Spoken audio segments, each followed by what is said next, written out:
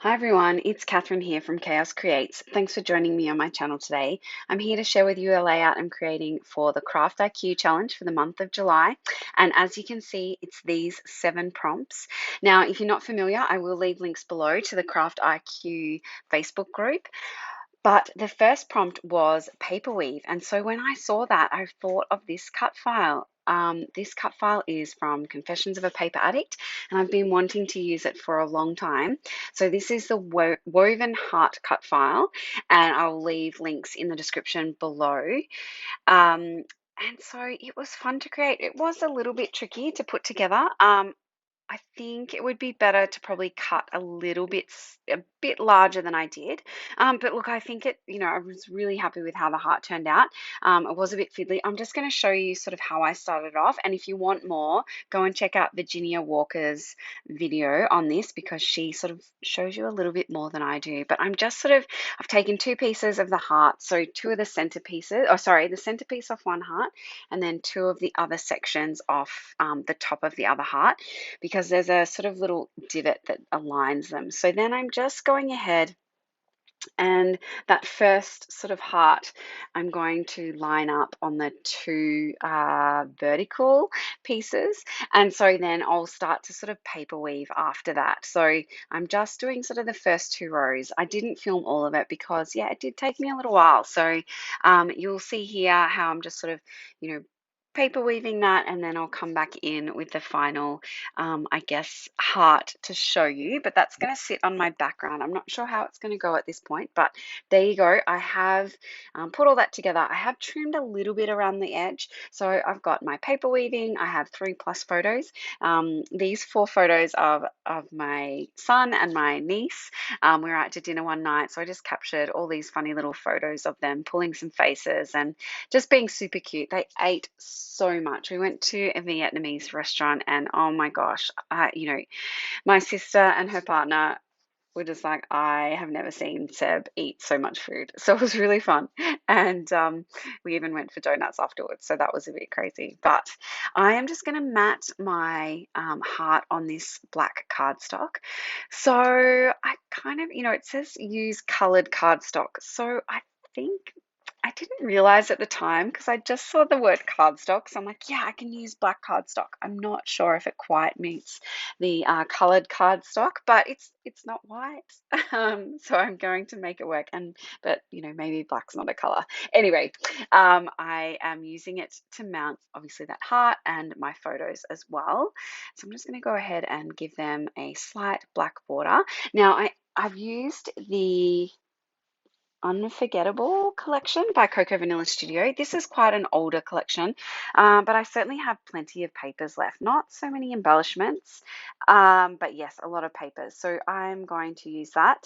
And yeah, so that's what I cut the heart out with. And so I just, like you saw, I just used the one piece of cardstock, but it was a really lovely kind of ombre paper. So it works there. Now I'm just working out what background paper I can use. And in the end, to be honest, this layout turns out to be reasonably monochromatic. But that wasn't the intention at the time. So I'm going to go ahead and use this beautiful kind of script paper, but I do decide I'm going to mat it on some black cardstock as well.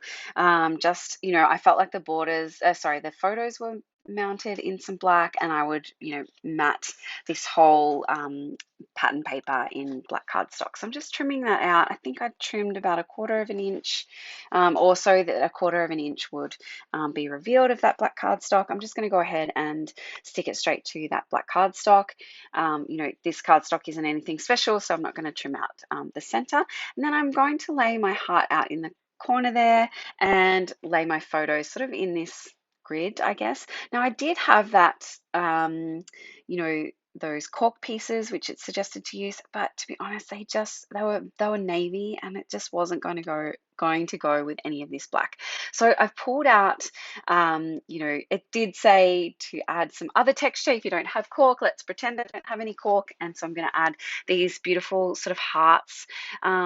that I got from Charms Creations. So there is a touch of gold in that one too. So that also meets the prompt number 5. And prompt number 6 was to use foam thickers. So I'm using this foam title thicker, which says Good Stories. Again, they were from the collection. So now you will see me struggle a little bit with embellishment.